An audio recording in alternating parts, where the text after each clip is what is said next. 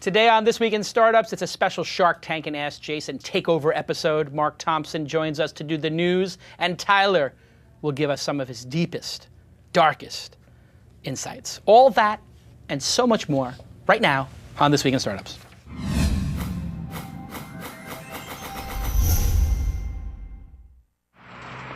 That's what it's all about, man. They said money is the root of all evil. What? Funny how it feeds my people. Yeah. We ain't gonna live like equals until we get the money, spend the money, and defeat you. Yeah. Money is the root of all evil. What? Funny how it feeds my people. Yeah. We ain't gonna live like equals until we get the money, spend the money, and defeat you. Hello, everybody. Hello, everybody. It's a very special Ask Jason and Shark Tank episode of This Week in Startups. It's episode 99, and I've put on a suit. I've got a tie. A lot of people are asking me around the office, Jason, what's the story? Why the suit and the tie?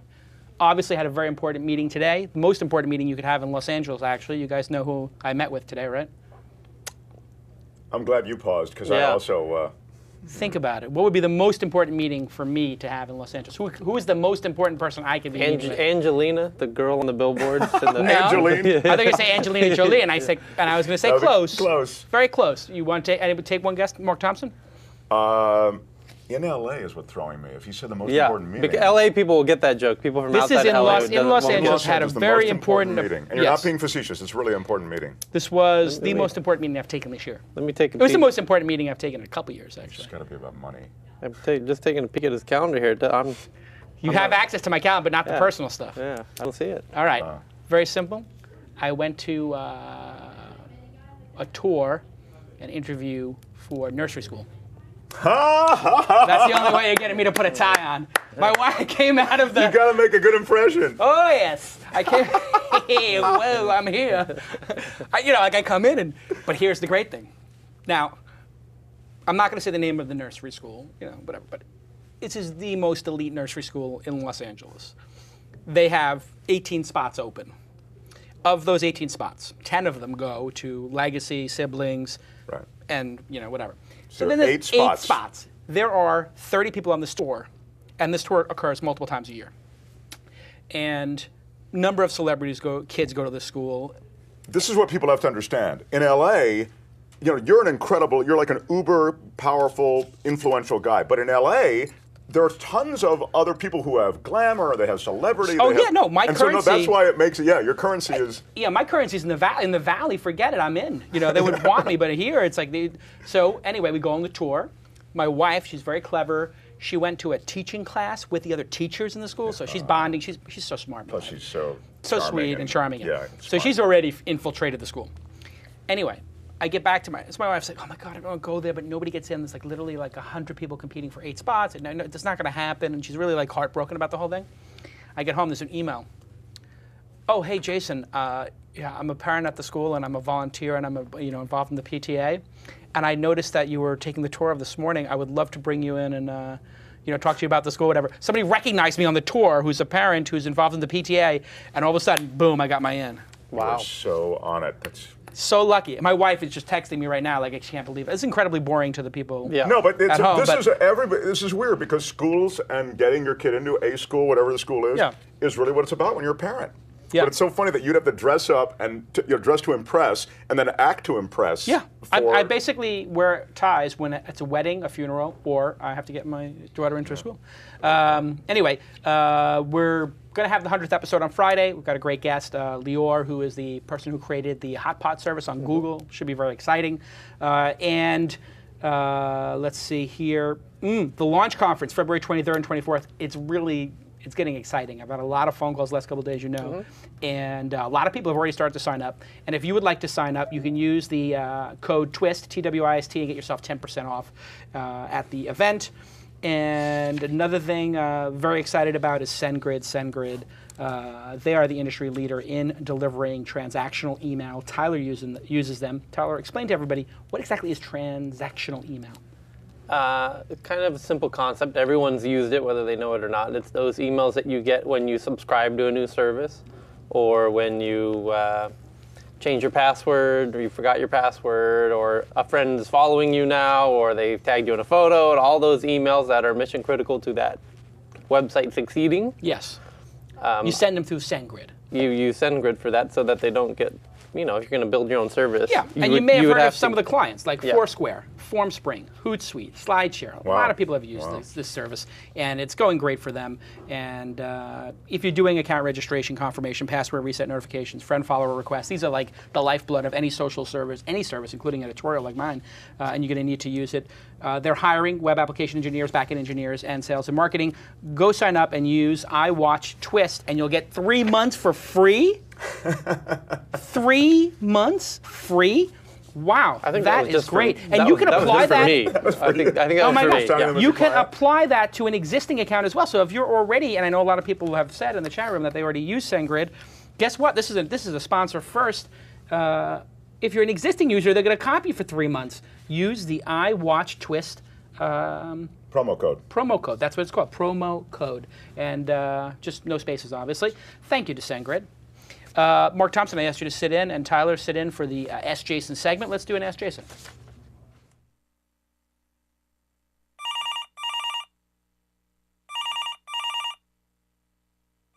Okay, I have on the line James and Peter calling from the +44. Where are you calling from, James and Peter? Hi, good afternoon. We're in London. What time is it in London? It's 1 o'clock here, plus 9 hours? 10 o'clock? 17 minutes past 9. 9, 10. Okay, perfect. And what are you guys doing? You having some fish and chips, some bangers and mash? Just What's thinking the going on? same thing. That's Yeah, all that. Gin and tonic, Mary Poppins. Oh, very nice. Tyler and I were just in London town. We had a nice time. Yeah. Smashing. Yeah. What was the Chinese food place we went to 2 times ago that was really good? Remember that place? Hakkasan. Hakkasan? You ever heard of this place? Hakkasan, yeah. It's good, huh? Chinese, downstairs? Do we? Yep. Yeah, I just pulled out the Yelp, and the Yelp is always correct. Strong. Yeah. They knew it. They knew it. That's good.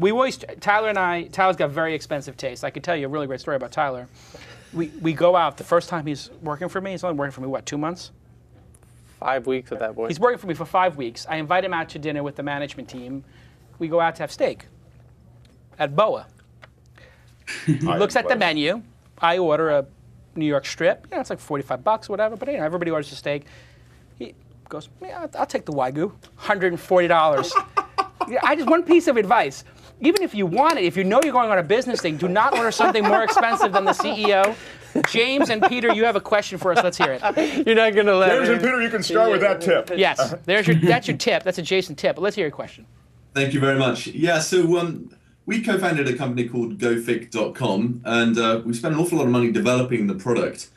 But we're running out of cash now to actually solidly market it properly while we go through our phases of funding. What's the best way to get as much traffic as possible and for as small as capital as possible while we're raising funds to do this properly? Yeah, so the name of the service is GoFit, did you say? GoFiq, F-I-Q, as in feedback, ideas, and questions.com. Okay, so the cost of traffic and the type of traffic varies greatly. So what does GoFiq do? We're can I give you a quick 3-minute summary? Give me the 30-second.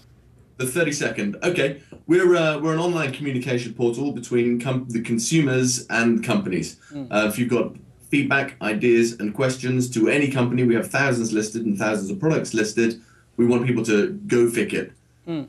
Okay. So I get it. It's feedback loop, and I'm assuming that these companies will then pay you for the service, or there's some premium service. In a way, it's like Get Satisfaction, perhaps, would be.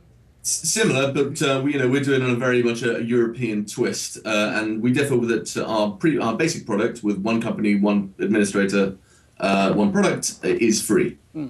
So one of the best ways, now you want to get as much traffic as possible in a shorter period of time or as consistently for a long period of time, because that's really going to be one of the questions. If you want to just burn a ton of money, you can just buy traffic off of Google and you buy keywords. You could use a service like Trada to then go buy the keywords, and you can learn what keywords for people who are searching for feedback or suggestion box stuff, but I doubt that people are searching for that. So there is press and doing the purple cow type stuff, unique, memorable stuff like industry B2B press. That can work a little bit Grasshopper did that famously by sending out the chocolate-covered grasshoppers. MailChimp is incredibly good at branding with their hats and whatnot. Of course, the best branding is the branding that you don't do, but your customers do.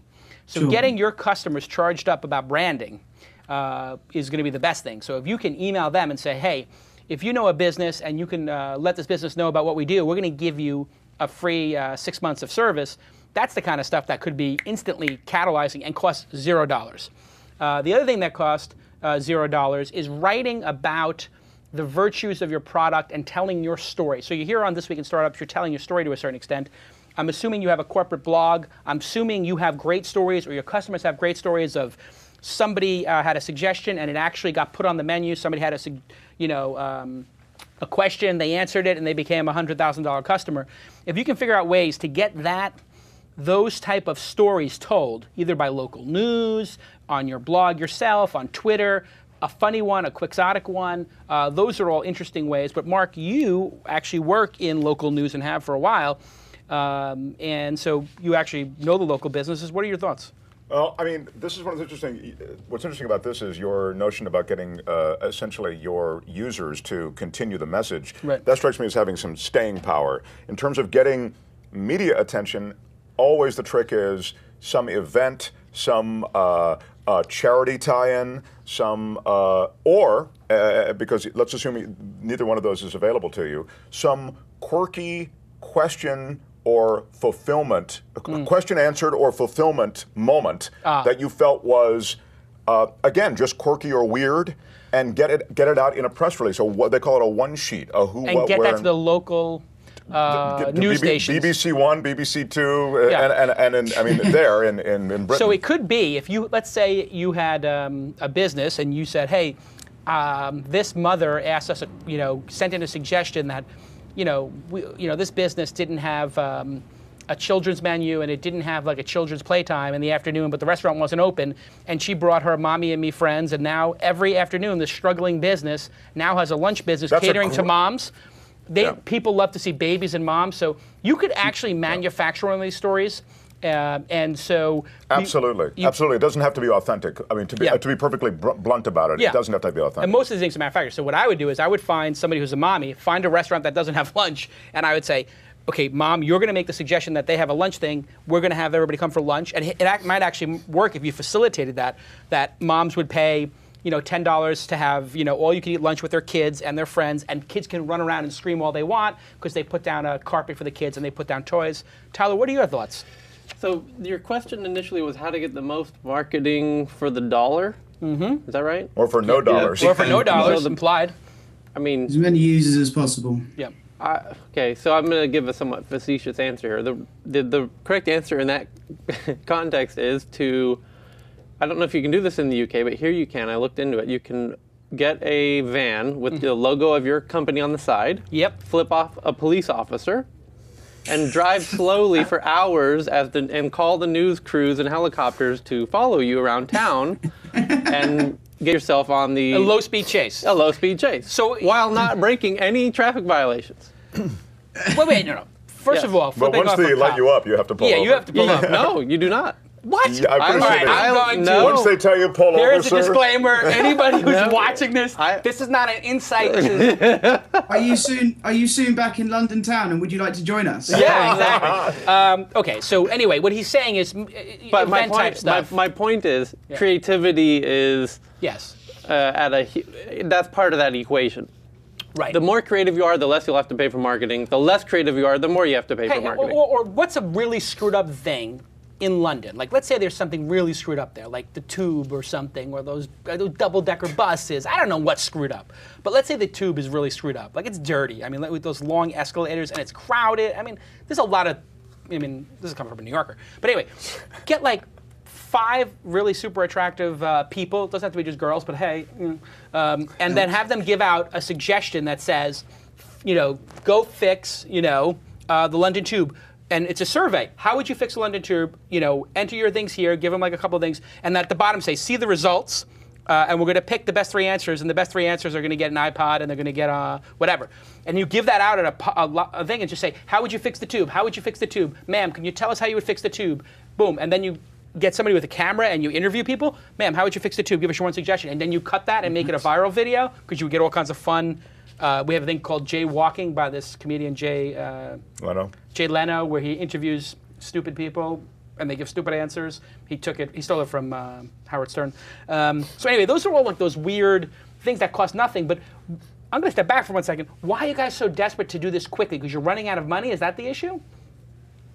We're just very keen to get users on the site. So as you probably know from this kind of model, the more feedback, ideas, questions we get, the more value will be to the clients who we want to sign up and get to manage this process through our system. Yeah, so if you have clients who've already signed up for the service, what you could do is, I think just asking people for suggestions, I think will build business. This is just a theory.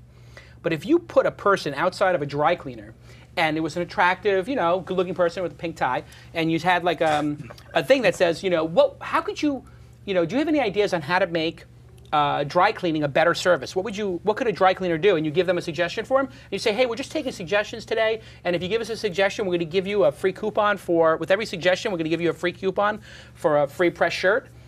You basically have used what's called the reciprocation effect in psychology. You're giving them something, the coupon for the free press shirt. They're giving you something, so they feel good about the exchange, and you might actually build a relationship with the business. So actually, I think your whole suggestion box could be a front for acquiring customers through couponing.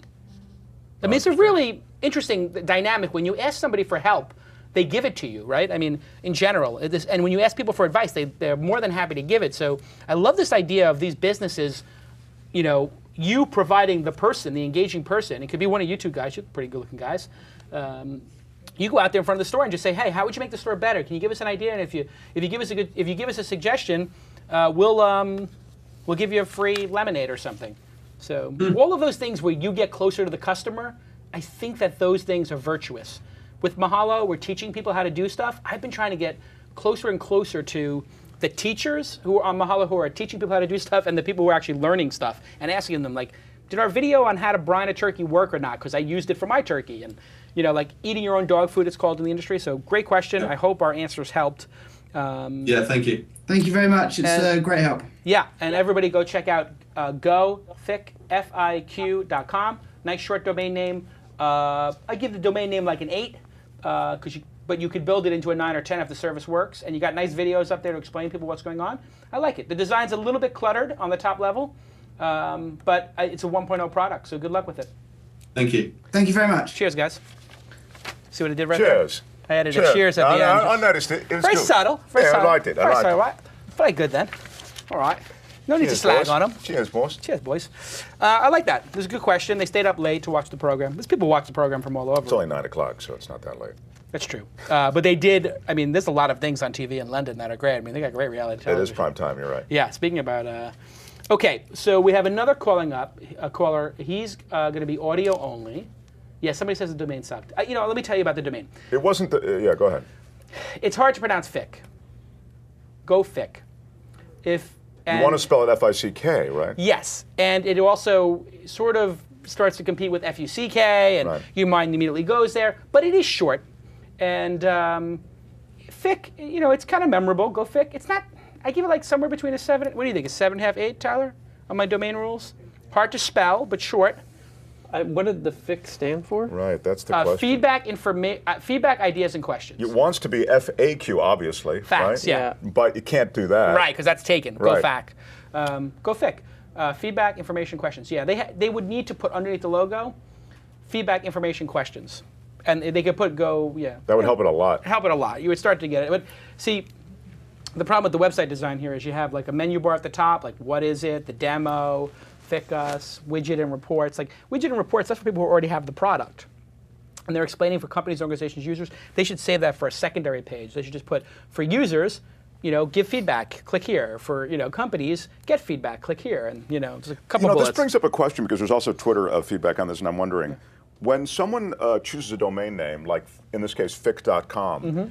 Well, this is GoFic. They couldn't get Fic. I'm sorry, you're right, GoFic, but it's the Fic part that I'm concerned with. Right. Do you respond mostly to the sound? Like, in other words, you would normally spell it in your head, F-I-C-K. Yeah. Or it's one of my rules of domains. If you cannot spell it clearly, you got a problem. Right. And so you know, anytime you have to correct somebody's spelling on the phone, so if I did mobile phones for you, and I have to say it's mobile phones, but it's the number 4 and the letter U. Yeah. Now I've had to make 2 corrections to the domain. Yeah. Ideally, you don't want to make any corrections. I think you're when you first heard of Yahoo, you might have to hear two O's at the end, you know, or Google. Oh, it's Google. Okay, you know, like, and so there's, do you have to correct the spelling, and how memorable is it? 1 hearing, 2 hearings. If you have mobile phones for you .net, there's like 3 mistakes there. It's a .net, it's a number 4, and it's a letter U. It might take me 10 times to remember that. Whereas, oh, you know, you hear this week in. Okay, it's this week in. Right. There's no spelling issue there. I mean, you might have to say to somebody, no dashes, no spaces, but you generally don't. Just type in this weekend. You're done. It's a big question, especially as people deal with these domains. Anyway. You basically, I always look at domaining as if you cannot acquire a good domain, you're not worth investing in, not worth going to work for, not worth partnering in, because it's sort of like the first hard test of an entrepreneur. It's like finding, I don't know, you know, some chef having a signature item on their menu, or it's just sort of the starting point. You know, if you can't get that right. So I always feel like a title in this town of Hollywood where we're doing this. I pitch a lot of reality programs, been involved in a lot of this stuff, and I always feel the title is very important. If you don't get that right. I've been involved with partners that go, hey, listen, if they don't like the title, they can change it. No. I want a good title, and so that at least if they want to change it, I know that, you know. And you want to trademark it. I recently trademarked an idea for a show. This is Ask Mark. When I say the show, The Teenage Billionaire. Oh, I love that. Love it. This is a good show, right? It's a great title, absolutely. Or Teenage Billionaire, I have both, and I have the domains. I mean, can you imagine? You know what it is? This is my pitch. Tell me how I'm doing Hollywood style. It's Doogie Howser for the Facebook generation. No, it's terrific. By the way, it writes itself. It writes itself. You get the title, the show writes itself. And that's what you want. You exactly. know? But think about this. This kid becomes a billionaire at 16 because he built some service. Yeah. His company goes public, all that kind of stuff. But he's still in high school. Right. So he's in class and he's a billionaire and his teacher's not. And he... Right, his teacher's kissing his butt. Or he has to stay after school and he pays somebody to stay for him or something. Oh, I see. Yeah, or his parents tell him he has to go to his room, but in his room he leaves and then gets on his private jet. Yeah, right. He's got a helicopter pad and back. You got it. You got it. He's got a driver. He's got all these great cars, but no driver's license. What I would say to you is the question for that would be, how do you want him? Do you want him just to be rooting for him, or do you want him to be sort of dark, rooting complex, for him, but a little bit evil because he doesn't quite, you know? A little edge. Yeah. Okay. I think a little like anybody who becomes a billionaire, like, hey, maybe having a hard time handling it at times. Maybe he's lonely. I think it's sort of the isolation, the loneliness of, because that's when you become a billionaire. I find they get a little reclusive and wacky. Let's do another call. Who do we have? Yeah, exactly. We call it a high-class problem. Next on the phone we have Jonathan. Jonathan, are you there? Just John. Just John. Okay, John. Yep. John, you're calling from the 415. Is that correct? 412, Pittsburgh. Pittsburgh. All right. So tell us, John, you have a question for us and perhaps even a little story? No, I have a Shark Tank pitch. Oh, is it Shark Tank time? Let's do a Shark Tank. I need money. What I want, that's what I want. That's what I want. What I want. That's what I want. It's pretty funny. I love your stills there. Yeah, very professional headshots. We get those in the business. Okay, John, you're there. You have a call for us. You're from the 315 Pittsburgh. Or the 412. What's your question? The pitch? Oh, I'm sorry. Right. The pitch. Okay. Shark Tank. We're on right. Shark Tank. Yeah. Okay, do I have You a know the countdown rules. You or have just go? 60 seconds.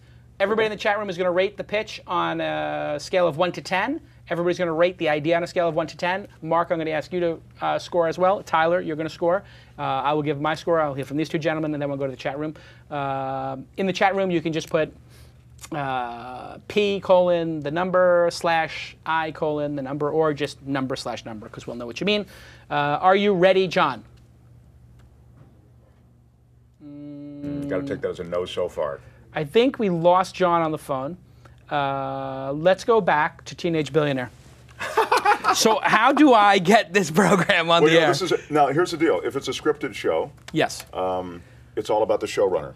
Okay. All right, It's so- not, by the way, that's not the case with some of the other things we discussed, like reality shows and Yes. that sort of thing. But with a scripted show, it's all about the showrunner. So Okay, you've so gotta- what is a showrunner? Oh, I've heard the showrunner- term. I don't actually know what it is. Okay, a showrunner is think of them as a head writer, someone who will craft your notion into a television show and do it with the collaborative team that's necessary, or they'll do it on their own if that's all that's necessary. And what do they like do? a Larry They get- David would be like, wow, well, Larry David's your showrunner. That's, I mean, he wouldn't even be a showrunner anymore. He's Right. like a.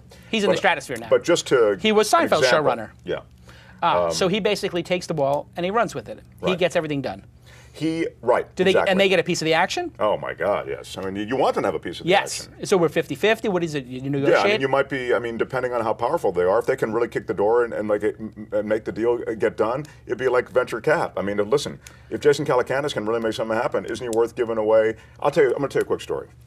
My partner on a big reality show wanted to get into features, and he'd been sitting on this feature deal. And I'll tell you the story very quickly. I'll just keep this because everything here has to be, the pitch has to be quick, but quickly in 45 seconds or less. He's got a huge project, a literary project. He says, I want to remake it, okay? In fact, I'll tell you what it was. It was Texas Chainsaw Massacre. Right. Okay? And at the time, he said, Texas Chainsaw Massacre, I can't get it made, da-da-da. Now Michael Bay wants to make it with me, but he's screwing me on the deal.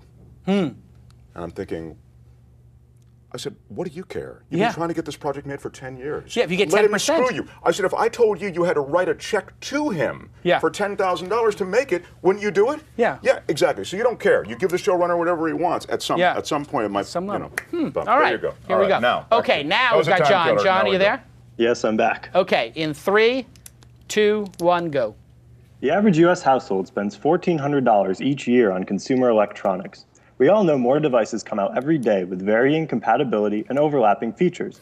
Jason, how do you find the best devices to fit your life without spending hours researching and get the most out of the devices you already own? DeviceNnit is like a cookbook for gadgets. It's a place for tech enthusiasts to share how they're using their devices together in unique ways. Build an inventory of the electronics you own, and DeviceNnit delivers suggestions, like how to use your iPad as a second monitor. If one of these recipes calls for something you don't already have, we show you where to buy it through our affiliates. We're different from other gadget sites like GDGT because our focus is on combinations of devices. Reviews and price comparison are often good for making a final decision, but not for seeing devices in action. We see a growing opportunity to help novices and the tech-savvy alike stay on top of the constantly changing technology landscape with DeviceNnit. Excellent. Well done. You did it in 54 seconds. Your energy was good. You weren't going too fast. You weren't going too slow. Started with a great fact, $1,400. It's a very significant amount of money considering average household is probably $30,000 in the United States. You stated the problem. What gadget do I buy? What do I do with these gadgets once I have them? All these problems. How do I set the timer on the VHS? Classic problem. DeviceNnit, N-I-T, I'm guessing is the domain. K-N-I-T. What is it? K-N-I-T? Like K-N-I-T. knit. K-N-I-T. Okay. So you have a spelling sort of issue in the name, but I get it, like knitting. Not crazy about the name. You gave a great example, like how to use your iPad as a second monitor. That was just a perfect drop of an example, because you know it's a good example when somebody says, you can do that? Or they're like, I'm going to Google that later. Like, that's a good drop of an example. And a lot of times people do not give an example of their service succeeding, and that was a good example of service. Your differentiation from GDGT, which I'm on the board of and an investor in, as you probably know, I didn't fly with me that because you tell people how to use combinations of devices, you're different. Sounds exactly the same. But I'm on the board of that business and I invested in it for a reason. I love it. So I think the idea is actually a 10 because it's such a, if this was movies and it was like owning DVDs, I would not say it's a 10 because average household might spend $100 on movies. There's not enough money there to make it into a big business. Your pitch, I would say 8, 8.5, idea 10. The problem is the business already exists, and so you got a problem. Tyler, you want to give your scores? I like the pitch on a technical basis for all the reasons you mentioned. He baited Tight. you with a question. Yeah, he kept his tone good. He used good examples. He used my name in it. Yeah, he threw you a question in it, Yeah. which engages your brain to keep you from falling asleep. He started with a fact, which was kind of cool. Yeah, fact makes you Just take it. buy the book. Awesome. Yeah, maybe a Awesome 9. pitch, yeah. What do you Wow. give Yeah, I'd give it a 9. Yeah, I mean it's pretty tight. And the idea? It depends on if GDG doesn't exist. If GDG doesn't exist, I like the idea, but using the example of a recipe book, was it, or a cookbook? Yeah, that was not good. Yeah, and then you're using knitting and cooking with gadgets It's not exactly the aesthetic. Right, that audience appeals to necessarily. I like where your head's at, though, like bring an organic sort of feel to gadgetry and how to use them. I kind of like the idea he has of helping people learn and discover. I almost think maybe just as an editorial product, just what to do with this now, like a whatnow.com, like I've got this thing, what now? What do I do next? What next? You know, there's something there. So I kind of like that a lot. Mark, what did you think? I really am tripped up on the name, DeviceNnit. I really am, because even when he said it several times, I'm thinking, I guess it's DeviceNnit, like NIT. Does that mean it's kind of nitty to do? Yeah. I said, I don't like know what nitpicky. I kind of got like off knit in on poker. that a little bit. So it's distracting. With all respect, I just felt maybe you could work with like Device Pro. I'm thinking Device Props. I'm thinking something else. Yeah. The iPad example is great. The iPad example really gave me sort of crystallized it. Yeah. You guys are in a much better position to judge the idea itself, whether or not it's actually effective. I mean, obviously GDGT is what it's in the same space. It's the exact same idea. So I don't. It's 90% overlap. I don't know, but maybe you can do it as well. So on a pitch, 1 to 10? I'll give it an 8. Okay. And the idea? Hard to judge. Don't know. I'll say 7.5 question mark. All right, guys in the chat room. Oh, you know what? I let the chat room traffic go by. Hold on a second. I got to pull it up here. Everybody in the chat room, give me your scores one more time if you would, since I don't have it here. Oh, here we go. Okay. Scrolling backwards, I see an 8. I see a 7.7. I see an 8.58, 6.7, 8.8, 10.8. Some people complaining about the name. I see 8.8. Scrolling back up a little more. 10.8, 8.8. So people like it. 7.7, 9.8, 7.7. You got 1.56/6.5, 1.66. So I would say it's largely people like the idea a lot. People like the pitch a lot. So the two things we've learned, John: great pitch, existing idea. Might be time to differentiate a little bit more. Any feedback? Okay, thanks. Yeah, that's really helpful. Well, I mean, we're trying to actually differentiate by, getting similar, the overlapping parts of sites like GDGT from other places. For example, we're just finishing up integration with a site called Product Wiki that's been around since 2005. And through their API, we're able to access photos and descriptions and pros and cons for many devices. So we don't have to populate all that information ourselves or get it as user-generated content. We can focus on helping people see how they can use different devices together. And we're actually getting a lot of organic traffic from that. For example, people searching for, how do I control my garage door from my iPhone? And so, things like that, people end up finding the devices that they didn't know existed when they have a problem like that. So that's something that we see as our big differentiator. Hey, what are you doing on February 23rd and 24th? I'll be at the launch conference. You will. There you go. Yeah. Hey, I don't have tickets yet, though. Oh, okay. Well, I have something even better for you and your partner. I saw there's two dorky-looking guys on this website here. Is that you? I'm on the right. Yeah. You're a dork on the right? Yeah. Who's the one on the left? That's Justin. He's actually involved with a different startup. He was working with us for a while, a different startup in Pittsburgh. We were a part of the Alpha Lab program, and he's actually pursuing a company that is in the application process for that right now. Well, you know what, John? You're not only coming to the event. You're going to bring somebody with you, one of your staff members, one of your team members, or a friend, and I'm going to give you a tabletop there, and you're going to take your laptop out, and for 2 days you're going to meet and mingle with all of the folks at the event, and maybe you raise a little capital. How does that sound? Sounds great. Thank you very much, You are going to be Jason. an exhibitor. Okay, that costs $1,500, and that's for free for you for being a loyal soldier in the Jason Nation. Wow, thank you so much. I've been watching since episode 1 of Twist, and episode 5 is how I found out about this Alpha Lab incubator in Pittsburgh with an Ask Jason caller. So I thank you a lot for making this show. The show is a collaborative effort, and it's mostly me, but it is a collaborative effort. I'm joking. It's a collaborative effort, and I learn as much as you do if not more. And it's the reason I keep doing the show. Every show, it's just incredible education. I mean, actually, Mark, who's my I know friend, nothing. You're not in the industry, and you listen to every show. Great ride. It's I learned more, really. And for me, of course, I'm really starting as a sort of tabula rasa with nothing at all. But yeah. All right, so make sure you email me, Jason at Mahalo, and I'll put you in touch with my partner, Crute, and he will get you set up. Let's go to another, good talking to you. Let's do another Ask Jason. I don't think we need to run the promo again. I like the stills, though. Oh, we don't have to run that. We don't have to run the package. Just run the stills from now on and not the exactly. animation. Okay, here we go. We have another caller on the line. Jonathan, are you there? Hello? Hey, Jonathan, are you there? Hey, Jason. Yes. It's Jonathan, Turbo 140. Good to talk to you guys again. Good to talk to you. Turbo 140, I remember you guys were at Open Angel Forum in Los Angeles, #2. Yeah.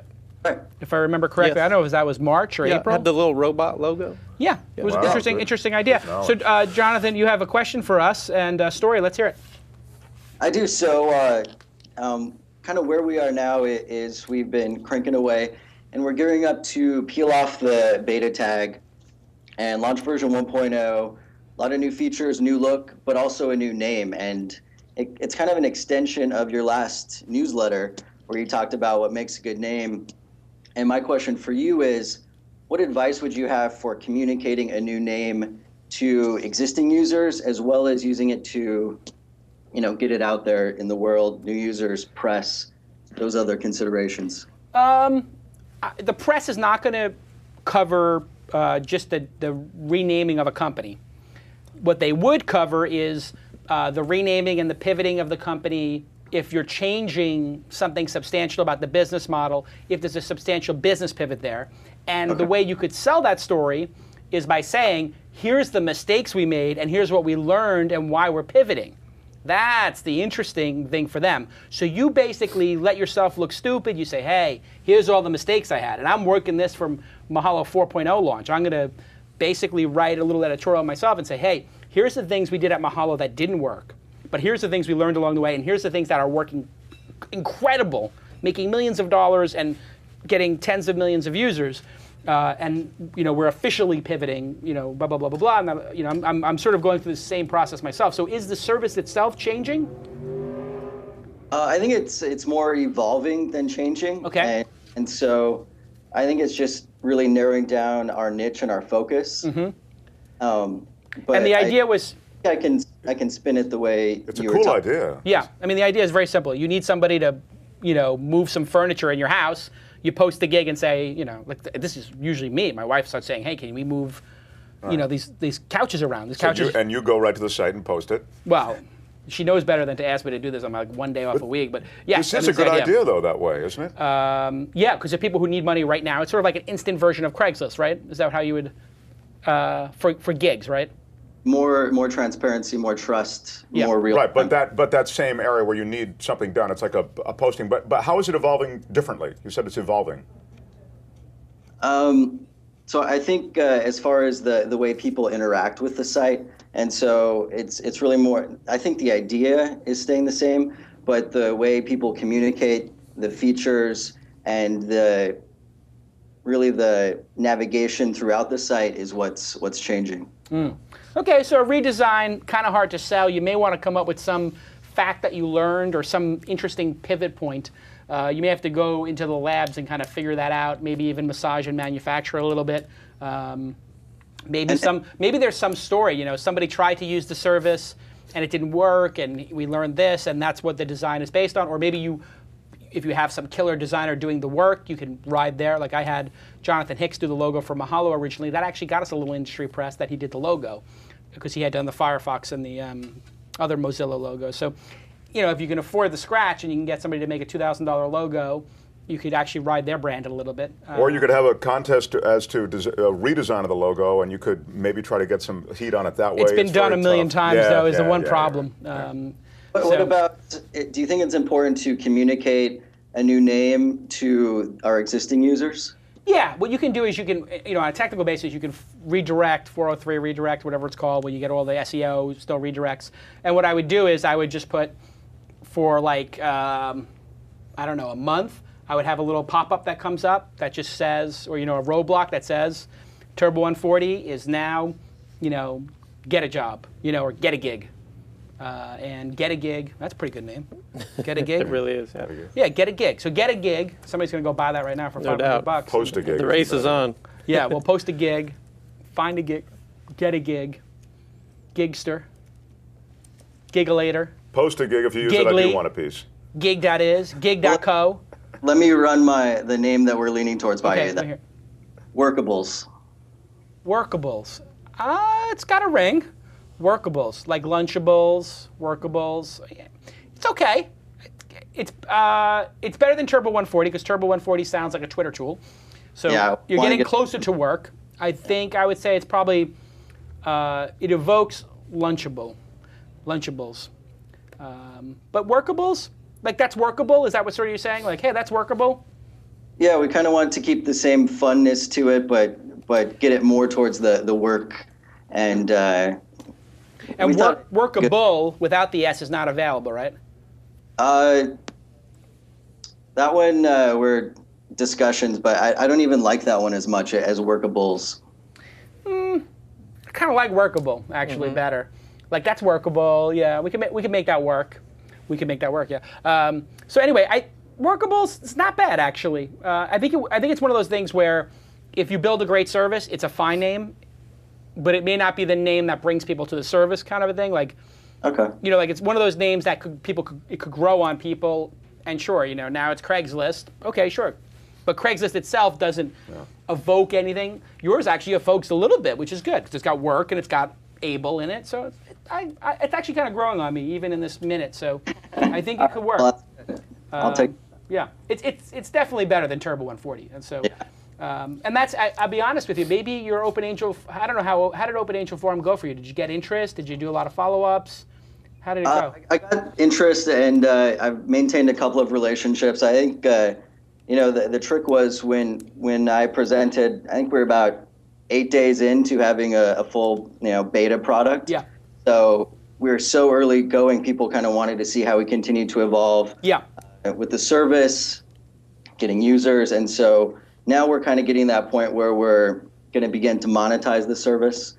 And so I think with a new name and some of these features as we once we launch that in January that we're targeting for, it's going to really, I think, put us in a better position to get to that point where we raise capital. Awesome. That's a really good point he's bringing up, which is the timing of things where you either want to sell the promise or the performance. Right. We always talk about that. And now it's interesting because remember 3 years ago we were selling promise. You and I were on the road selling the promise of things. Tyler got to come to a lot of meetings with me. And now, maybe in 2011, we'll go on the road again. We don't have to, but we could. And we'll be selling performance. Too. Yeah. Like, look, here's the performance. You get a little promise. Hey, here's some other things we're going to do. But it's like, hey, look at the look. Right. We made it happen in 40 months. We're the 160th largest site. Yeah. That is your big thing on this show. You talk about it all the time. The way you pitch your very important. Yeah. Performance is But if you don't have performance yet because you're a newcomer, right. all you can sell is promise. But that's okay if you sell it the right way. So then you have to know what you're selling because if you're selling performance, you're going to need to have a lot of numbers. You have a graphs. You're going to have a lot of detail. You're going to get into the nitty gritty. You got to be able to get in there. But if you're selling promise, you should just avoid it at all costs. You should not be doing any projections. You should be not talking about numbers. You should be saying, hey, listen, this is why the product's better qualitatively. Look, we have a better domain name. We have better design. We have this feature. Promise, promise, promise. And then we'll see what happens. And we need you on our team as an investor because you're going to help us learn how to take this promise and make it into a performing company. Thank you, Jonathan. Thank you, guys. I appreciate it. Yeah. Hey, and where are you going to be February 23rd and 24th? I'm going to be at the launch conference. You've already kindly offered me a ticket. Awesome. So I appreciate that. All right. Well done. I will see you there. Awesome. Okay. Let's do the news.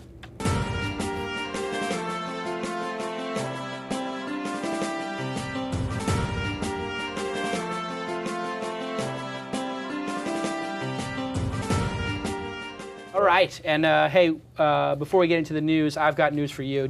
.co is the domain name you need. Create your own opportunity. Over 600,000 .co domains have been registered.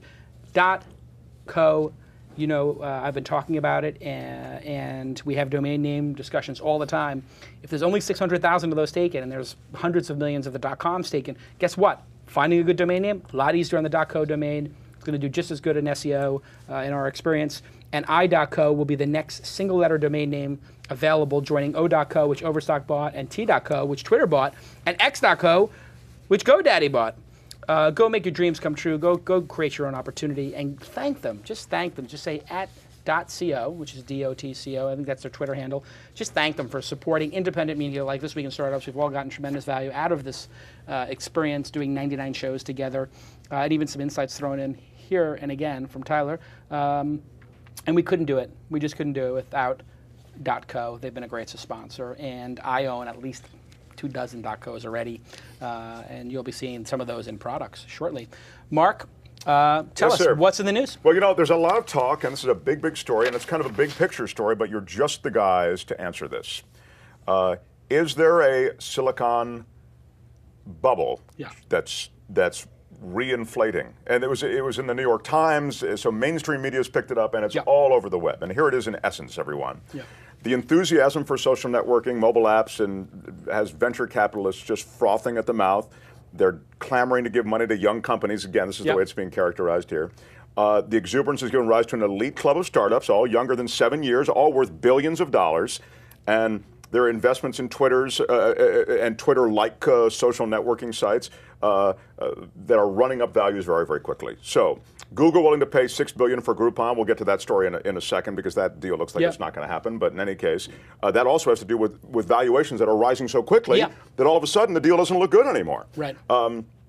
So less than a decade after the dot-com bust taught Wall Street and Silicon Valley investors that what goes up does not keep going up forever, a growing number of entrepreneurs and a few venture capitalists are beginning to wonder if investments in tech startups are headed toward another big bust. I swear when I saw this, I read it, I thought, I want to call Jason and ask him about this. And here I am able to ask him. Big difference between the last bubble and this bubble. In the last bubble, there was a lot of promise. People correctly saw the internet was going to change the world. However, the performance, the actual revenue, was not there. It was only until people like Google that we actually saw really significant, tens of billions of dollars being made. Before that, it was a lot of talk about making money, and it was some good user bases. But a lot of things have changed in 10 years. Number one, advertisers are now embracing the internet in a major way. They're not afraid to spend. They're spending like crazy. You have consumers more than willing to buy stuff online. There's a big question in the early days of the internet, would people shop online? Would they put their credit card on the internet? That's been answered. Broadband and globalization. More than half the traffic to most websites in the United States comes from outside the United States. Most of Google's revenue comes from outside the United States. Globalization, which was something that was talked about in the 80s and the early 90s, 20 years ago, is actually now happening on the internet every day and for every man. And so the difference between these companies, Zynga and Groupon, have billions of dollars in revenue. Twitter, maybe not so much. They haven't been spending as much time on making money, but I'm guessing they have 50 to 200 million in revenue without even trying. And this is really the first year they're trying in earnest. Facebook, $2 billion in revenue, and a very large number of users. They're very much under monetizing. So these companies actually have the goods to back it up. It's not a bubble with those specific companies. Now there is a bubble in the early stage in angel deals. It's ballooned to valuations. People starting their companies are getting $3, $4, $5, $6 million valuations for a company that's just starting. And it used to be just a year ago, 1, 2, and 3. So that is a balloon in the angel investing. But that's what they're talking about, the angel investing. Right. And then there's a balloon in the first round. There was a first round of GroupMe that was $35 million for a company that was under a year old. So you're getting these. It's more like a bubble bath or something like that. It was a lot of things. Mini bubbles. Mini bubbles, and it's not like one of these huge bubbles where the emperor has no clothes, like in the last time, and you have companies with 2,000 employees who don't have enough revenue to sustain them, and they're running out of venture capital, and they've run out of the public funds, and there's no hope of them ever surviving, like Razorfish or whatever. They just had overexpanded too much. Cosmo overexpanded too much. Webvan overexpanded too much. This is actually the real deal. People have grown their companies in a responsible manner, even if the bubble were to burst, if there, God forbid, was a terrorist attack or another financial crisis, these companies would not die. And what happened during the financial crisis just, 24 months ago? Wow, it's 2 years since the financial crisis. But during that financial crisis, it looked pretty bleak. It looked like all these companies were out of business. And I wrote, I think half of all startups are going to go out of business. And they didn't. A lot of them went on to life support, but they had enough revenue to survive. So there's something different about this era, and it's money is being made. So the mini bubbles, am I to take from this that the mini bubbles exist as little run-ups, yeah, but perhaps in a sense justified by what is now in the general pipeline of consumer use and of web use yeah, and I think the monetization of the web? Yes. People believe that these small companies are starting, the small companies are getting like an extra couple of $1 million because the web overall is doing so well. Revenue is so good, usage is so good, advertising exists. They're giving everybody, it's like everybody's starting on the, whatever, a 40-yard line or something. Everybody just got an extra 20 yards. And they shouldn't. And what will happen is those investors who maybe aren't as sophisticated, they'll have investments that go sideways or go down or only go up a little bit. Their wins won't be as big, and they'll have just as many losses. And so the delta will be like, oh my God, angel investing is like investing in bonds, except scarier. And maybe they'll be like, hey, you know what? If I didn't lose money and I made enough money compared to bonds, maybe it's more exciting and I got a bigger thrill out of it. Tyler, your thoughts? You're right, though, that the initial bubble was the excitement about the internet to come. Yeah.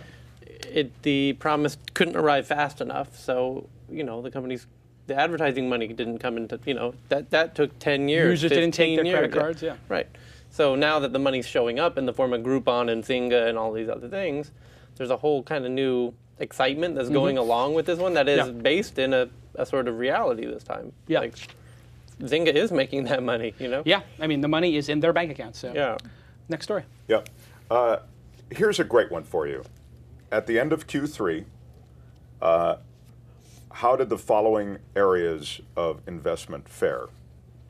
We'll start with internet. Just up or down. Was there an increase in monies raised, or was there a decrease? In the third quarter. In the third quarter. Versus a year ago or the previous quarter? Versus a year prior.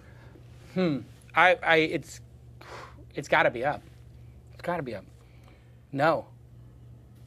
Internet sector company fundings reversed their previous quarterly increase. Actually, they're just comparing it to the previous quarter, though. Oh, previous quarter. So I'm sorry. The summer is usually a little slower. Okay. So that makes sense. But that, I see. Okay, very good then. Quarter over quarter.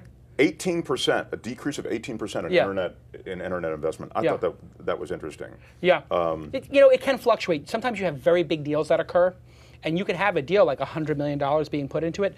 So if there's only $5 billion invested overall in the quarter or something like that, the numbers aren't so staggering in venture capital. I don't know what the total amount invested, maybe 20 billion or 30 billion. What was it for the quarter? It was 1.8 billion for the quarter. Oh wow! So it's not for just the internet. Yeah. So no. That's for the. I'm sorry. I'm going to get to the big denouement, the big finish. Yeah. There's one sector that's up. One sector is what I was really up. getting to. Yeah. 3 are down. You've got internet, digital media, e-commerce, and software. Internet, digital media, e-commerce, and software. One of those is up. Everybody else is down. I'm going to guess e-commerce is up because of Groupon and Guild Group and those sales. Do you agree? It's software. Interesting. And that is the number, 1.8 billion on software. Wow. It's odd, but now you've actually put it in a context, computing. though. Yeah. Those are cloud. I'm sure it's cloud computing. The movement, Salesforce and other things, moving to the cloud, Gmail, all those things. Yeah. Microsoft moves their products to the clouds. You'd have billions of dollars moving over. So, it's cloud computing is the driving force there. E-commerce actually, and again, though, you put it in context by talking about the fact that it's a slow summer. Or whatever. Summer can be a little slow. I'm kind of rethinking it even, but investments in the e-commerce sector decreased by 50%. Yeah. So those numbers can swing wildly based upon, a collection of companies. Because I don't want to say that investors are lemmings, but they are herd animals, and correctly so. If the herd is going in a certain direction because it's safer or faster or there's water in that direction, that's the smart thing for the herd to do. Right. So when the herd sees e-commerce booming a year ago and they see Groupon growing and Living Social, every one of them makes a bet there. When they see Mahalo or other Q&A and knowledge engines, Quora, Vark, Cha-Cha, boom, they all pump money in there. And then it stops. And those companies get a chance to grow for 3-4 years. And that it may not come back for that amount of time, or it may not come back ever if that sector turns out to be a bust. But that does influence the number if you compare quarter to Yeah, quarter. So it's in hard. a way, it's a false stat in a sense. Yeah, I mean, it should have. It's like taking a basketball player and just counting them on the preseason. Right. You know, or just on 5 games, the first 5 games of the season. You're going to need to have 20 games to. So if you blended it over a couple of quarters, you might see it, be less staggering in one direction or the other. Yeah, interesting. All right. Story. So, what about this AOL-Yahoo rumor of a merger? Does it? I have 2 questions. One is, do you think it'll happen? But the other is, does it make sense? It doesn't make any sense. I'll tell you why. You have 2 businesses that are extremely challenged. They're trying to figure out who they are. AOL has decided they're a content business. That's great that they've made that decision. And they're on the way to doing that, in part by buying Weblogs Inc. from me in 2005. And so it's been a 4 or 5 year story of them saying, we're not an access business anymore, we're a content company. But if I can just interject, let's face it, their big source of revenue is still the access. Right. And so what they're trying to do is build that content business up, and they're going to sell that access business to Earthlink or somebody else who can monetize it. But all their traffic comes through the front door, so they're trying to build up their direct traffic to sites like Gadget, or they bought TechCrunch or other things, to try to get more direct traffic and more advertising dollars that are not driven by the access subscribers. And they're doing, I would say, a good job. Like I would give them an okay to good job, like B. They're maybe a B-. They haven't built anything in-house that's good.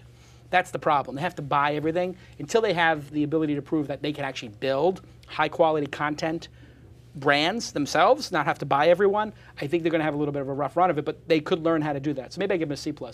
Then on the Yahoo side, they don't know what they are. And they still want to be the portal business, right? Yeah, the portal business doesn't really mean anything anymore. So they gave away the search business to Microsoft.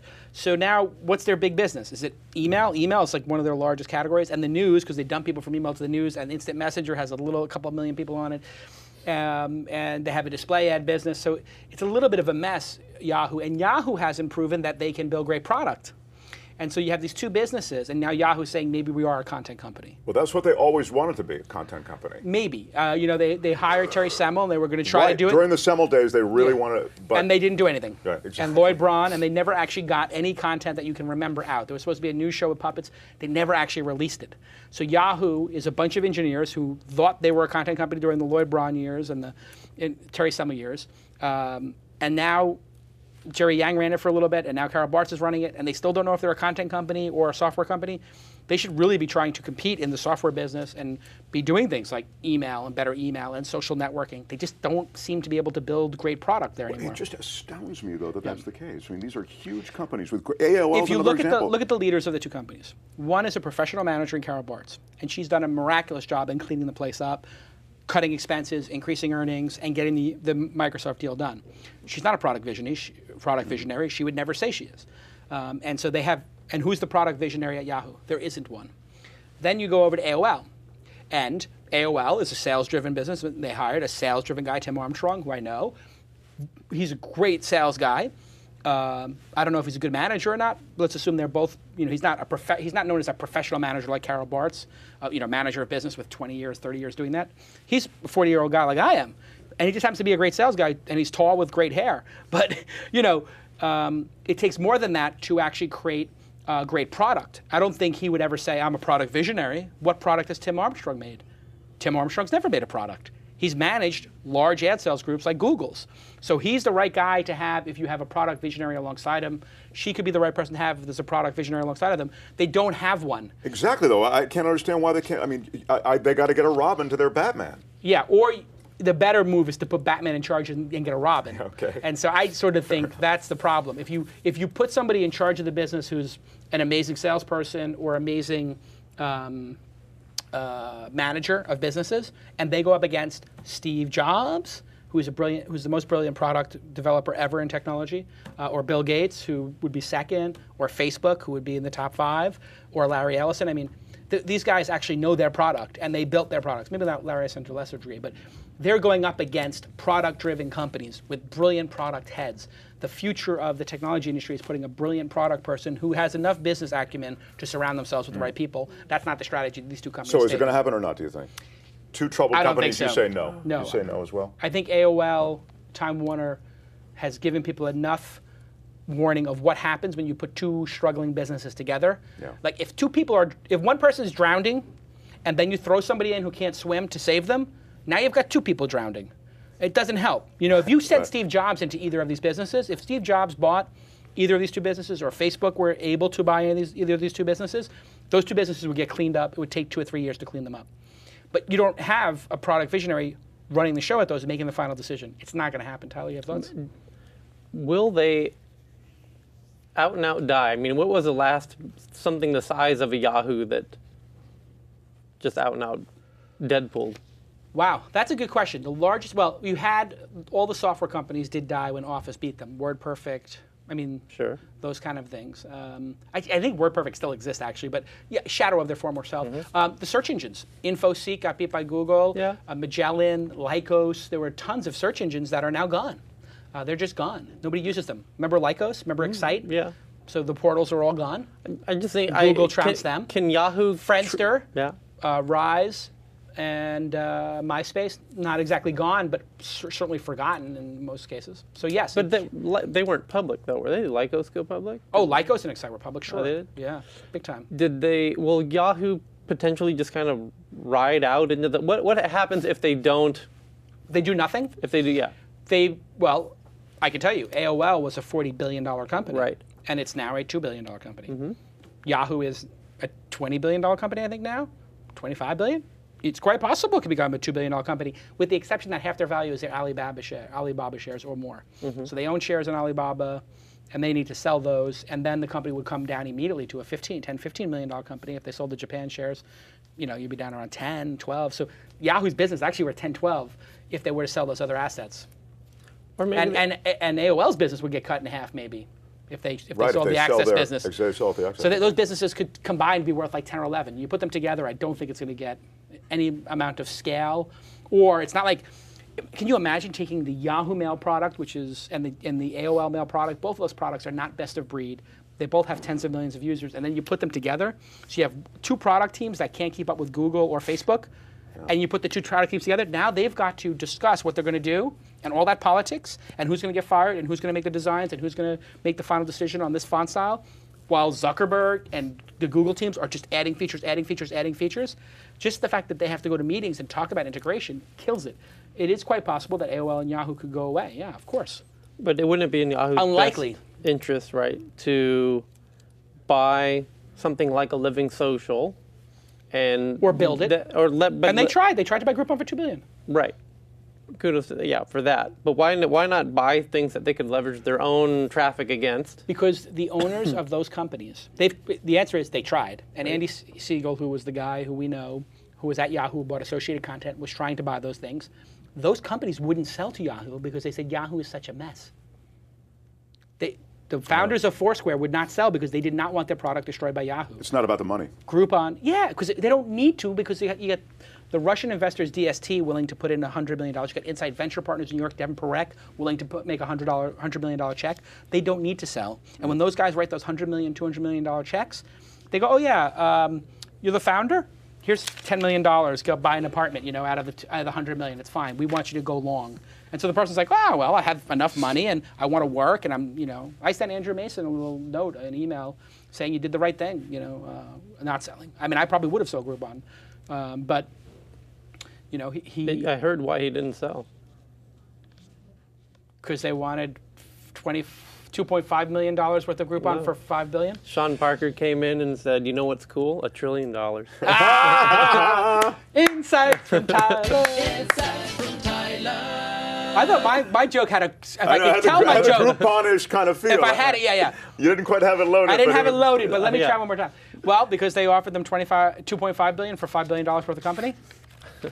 That's pretty good. That's pretty good. Yeah. No, that somebody tweeted that out as. Oh, they did? Yeah. Yeah. So, yeah, they don't have to sell it. I just don't understand why it's not. It's so clear that product-driven companies do better. And now money is everywhere, so you don't need to sell these folks. And even Google, which would be a great place to sell your company to, and who probably wouldn't screw it up, they've got a good track record, couldn't buy Groupon and couldn't buy Yelp. And Yelp, Yahoo was trying to buy Yelp. Trust me, Yelp was like, you know, like, and then Elevation Partners, U2, Bono, and is a partner over there, and those Elevation guys were like, yeah, here's a $50 million check, go, boom, keep growing, build one of the top 20 sites on the internet instead of the number 50 site or whatever it is. So it's tough times. They can't buy their way out of the problem, and they can't build their way out of the problem. So all they can do is operate their way out of the problem. And maybe she's trying to operate her way out of the problem, and Tim Armstrong is trying to deal himself out of the problem. So he's doing like sort of the Barry Diller approach, which is I'm going to figure out a deal. These bankers are going to get a deal together, and I'm going to solve my problems by doing a deal. If you're trying to solve your problems by doing a deal, that's not a good way to solve the problem. The best way to solve the problem is to focus on the product. I mean, there are transformative deals, but you got to create your way out of it. You got to build a culture of products. I mean, it doesn't sound like their history would suggest that they're going to be able to do that. Either one of them. Let's do a last story. Do you have a last one? Yeah, I do. Of course I have. I don't think the Groupon Google deal is off. We kind of covered that. Yeah, we covered that a bunch. So let's, how about the Google launching the ebook store? Okay, this is the world's largest library of titles. It's really cuts into Amazon and to Barnes and Noble and Apple. Yeah. Their ebook venture is going to be open a little more open than the competitors. Okay, so consumers are going to be able to browse and search Google's book library. They'll be able to read ebooks on any web-enabled device. Their ebook library is going to be tied to Google accounts. It'll be accessible through any web browser. You'll be able to buy ebooks directly from Google or from independent booksellers like Powell's and participating members of the American Booksellers Association. So it's going to be inclusive, a little more inclusive. So that's a quick snapshot of it. What is your take, is my question, on this new venture? Well, they certainly have the biggest archive of all those books that they indexed. And so when most people are looking for a book, they're going to do a Google search. And so now the big loser in this is Amazon, obviously, because this is for the web. And I think people are going to maybe buy books from here. It would be smart for Amazon to do a partnership with them. But what it does show is Amazon's getting really conflicted here because Google's getting very conflicted because now they're competing with Amazon. Amazon is one of the people who buys a lot of clicks from Google. So you have Google making money on the search side of their business, people buying clicks from them. And now those people who bought that traffic to sell books is now going to go, wait a second, you're selling books. Why should I buy traffic from you? And so this is Google's problem. They want to keep growing. Everybody who owns the stock wants to see it keep growing. In order to grow, they have to compete with their existing customer base. That's a great point. And it starts to become a channel conflict. Like, what if Simon & Schuster or Barnes & Noble or Amazon or Borders are buying the ads for the book, and then the first organic result is the ebook from Google. The ebook from Google. So Google gets to sell it for free, and they've got 70% market share and more in some markets. This is where antitrust stuff could come in. Where does Google rank their books compared to Amazon? Well, Amazon's been around longer, and it's got more reviews on the page, so it should do better. But, anytime an Amazon book gets outranked by a Google, there's going to be this insinuation that, Google is favoring themselves. And they control the search engine. The same exact thing is happening with Yelp right now. Yelp wouldn't sell to Google. Google offered them a lot of money, $600 million reportedly. What does Google do? They create their own product. We're going to hear about it on Friday, Hot Pot. And it's a really well-constructed product. And all of a sudden I hear people saying, hey, Yelp doesn't rank as high as Google Local does. Well, Google has the right to construct their product any they want, but maybe Google's going to start becoming not a walled garden, but a hedged garden. You can get in, but it's not as easy to get in those search rankings. And it is creating, and I'll tell you what it is creating. There's an undercurrent of animosity and trust that I think Google is starting to feel a little shaking from. And so they're going to have to be very careful with this. And that's why they're being inclusive. I wouldn't be surprised if on every time they offer theirs, they offer the Amazon version and the iPad version. It's very funny you should say that, because the one thing that they have issued no official word on yet is Kindle compatibility. And of course, that's an Amazon platform. Yeah. So. And Amazon doesn't let theirs be compatible with anybody. So if Google says, hey, we'll be compatible with yours, if we're compatible with ours, that's a pretty good deal for them to fight off Apple. At least keep Apple at bay. Mark Thompson, thank you for doing this. What a pleasure. Thank you, guys. Really appreciate you sitting in. Also, great job on the Shark Tank and the Ask Jason. Tyler, another great job. People want to know in the chat room, are you going to announce your startup next week? I'll announce a startup next week. Are you going to do it in a Shark Tank format? Tyler on the Shut Shark it down to Tank. 60 Shark seconds. Tank, yeah. Yeah, exactly. Thank you to .co. Go buy yourself a .co. Create your own opportunity. .co. What do you know? I love .co. Sendgrid. If you're sending things like account registration and password reset notifications and purchase receipts and shipping notifications, people need those. Friend follower requests. Those are the lifeblood. And if any social service, do what Foursquare did. Do what Formspring did. Do what Hootsuite did. Don't even try and do that yourself. No, that's just like there's a lot of things entrepreneurs should not be doing, and creating their own grid to send email is not one of them. Outsource it. It's going to cost not that much, and use the code iWatchTwist to get 3 months for free. Thank you to those two guys. Thank you to the crew. Another flawless episode. And the closing question of the week, producer Rob's trying to add a little value. I've been riding him pretty hard. And he said, hey, maybe we should have a question at the end of the show. People can participate, make it interactive. I said, that's a good idea, Rob. And so Rob said he wants all of you, and I would like you to do this as well, to answer our question of the week, which is Silicon Valley in a bubble? And if so, when is it going to pop? Go right to the This Week in Startups website, which is thisweekin.com/startups, and post that in the comments. So that would be right down here if you're reading. It's right down here. Post it not on my lap, just a little bit further down there. Stop here. Stop right here, right about here on my belly.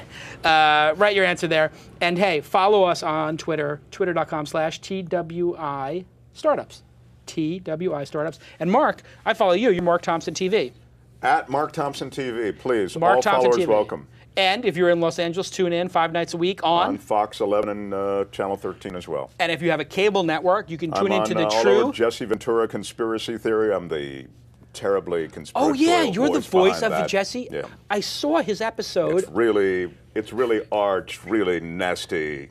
The government is out to get you, Really? to lock up your family, Because he did something to on poison Area your water. 51. Yes, of Or course. 41, The 51. big government secret, 51. Area 51. You have that voice. It's Yeah. crazy. So anyway, yeah, there's that and all that junk. But thank you. So give us on the way out, give us a thanks for tuning into This Week in Startups and that deep, really rich voice. Which one is my camera? This is not time to ask that, but is the one on the right? Maybe one of those two. Thanks for tuning in to this week's Now, you see, this is it. And I'm a co-reader. That's normally I do it without any problem. Give me All that. right. What do they call it? A hot close? Cold open, hot close? Here we go. This has been This Week in Startups.